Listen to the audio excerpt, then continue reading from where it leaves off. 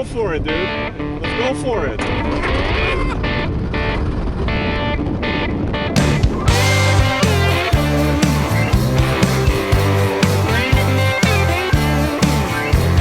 This would not be a TFL truck video if I did not put a head condom on and my helmet. I get to ride along in the Nikola side-by-side fully electric UTV with potentially over 500 horsepower in a little tiny vehicle. This early prototype ride-along opportunity came courtesy of Bosch. They flew me out to Michigan for this sponsored video.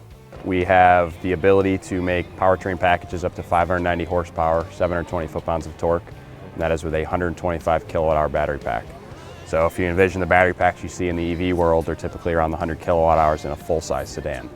We'll be packing that into a UTV. Because this is the Alpha, so in this Alpha we have a 105 kilowatt-hour pack, and the powertrain is probably right around the 400 to 450 horsepower. So what you experienced today was a fraction of what we can do. Currently, this is a very early Alpha prototype vehicle. What Bosch is doing is basically making the brains that take the torque request from the driver, hitting the accelerator pedal, and then calculating how much torque we should put to each one of the 4 electric machines. Electric motors, basically, yep. One on each wheel? So this vehicle in its current configuration can hit up to 150 miles, and that's with moderate driving, getting on the gas, off the gas, and having a lot of fun. And that just continues to get better as battery technology continues to improve. We continue to implement that into our vehicle. We're working, with Bosch on a lot of these things because their motors are so torque dense, but they're also extremely efficient. So with their efficient motors, our efficient gearbox, and our efficient powertrain, we can really increase that range. So that's what we're working to on beta and into production.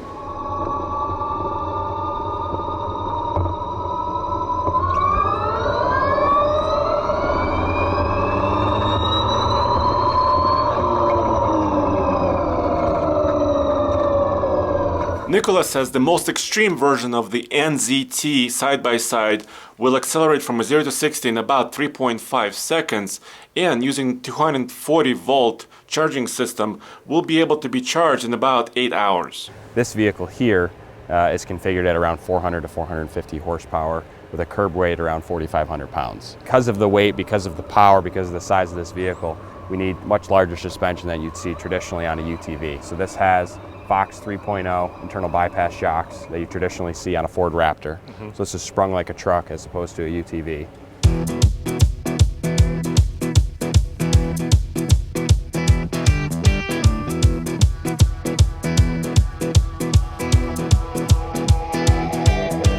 This vehicle has 33-inch 10.5 tires. These are load E tires because we're driving around mostly on pavement today.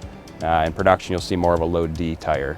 We're at zeros. We're at zeros. We're not moving. We're not moving. That will change. The torque vectoring aspects of this vehicle aren't completely done because this is such an early phase, but you can get an appreciation for the overall torque of the vehicle on the straightaways and the silence of it operating as we move forward.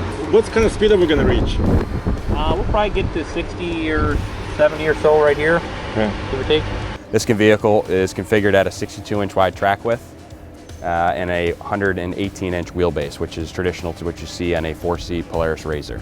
So the overall size of the vehicle is comparable to a UTV, but it has the performance and the capabilities of what you see of high-end trucks and some supercars.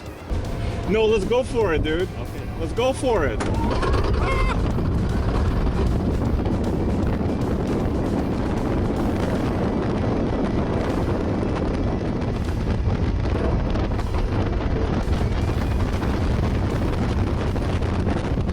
We will have ABS, we have various terrain modes, so you can set the vehicle to a mode based off what terrain you're in, and the vehicle calibration will change to optimize the vehicle for that location. The battery is located in between our frame rails, so what that does for us is, one, it keeps the low center of gravity, so that gives us the ultimate control of the vehicle, both in cornering, in ascending, descending, and in jumping. It makes for a very, very different feel of the vehicle and the response that you get to the wheel.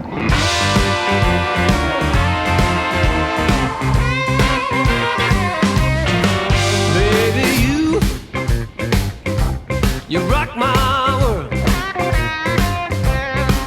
baby. You rock my world like no one else. You make it spin and twirl.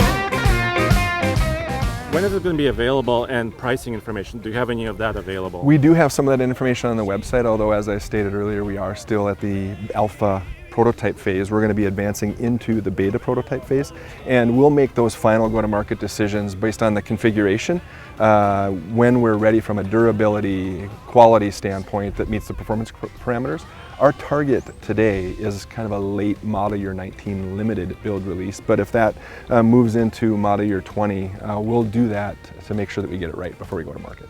When this side-by-side goes on sale as a late 2019 model or an early 2020 model, the pricing will range between $29,000 and $62,000. But E-axle setup, so you have the two motors on either side, the gearbox is in the center, and then you have your CVs and your axles that come out of the rear of the gearbox to control each wheel individually. So on our beta vehicle and our production vehicle, we'll be able to control the torque at each individual wheel.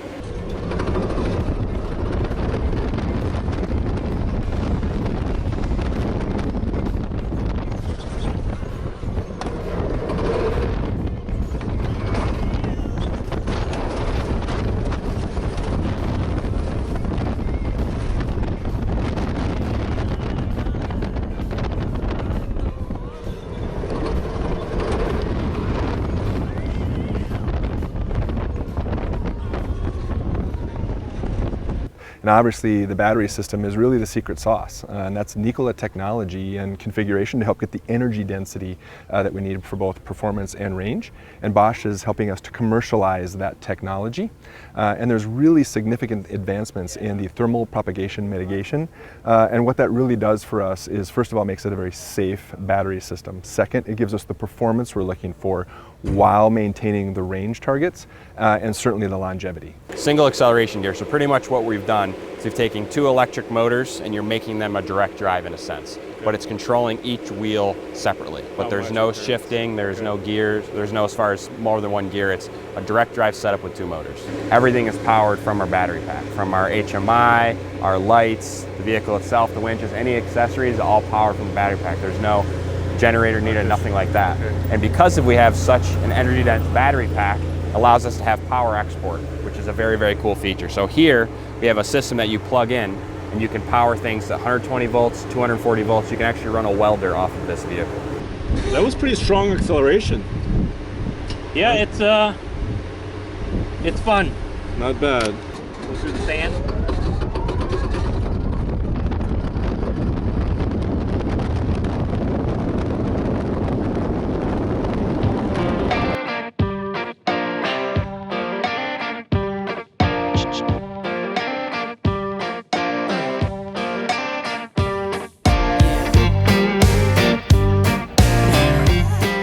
We don't have any cooling running in our batteries or our motors currently on this vehicle because it hasn't been needed. So because our systems are so efficient, we haven't had the cooling, but it's all plumbed for that, and that's what we'll have in our beta vehicles. Go back to tfltruck.com for more news, views, and real-world reviews, and of course, lots more on the latest side-by-sides.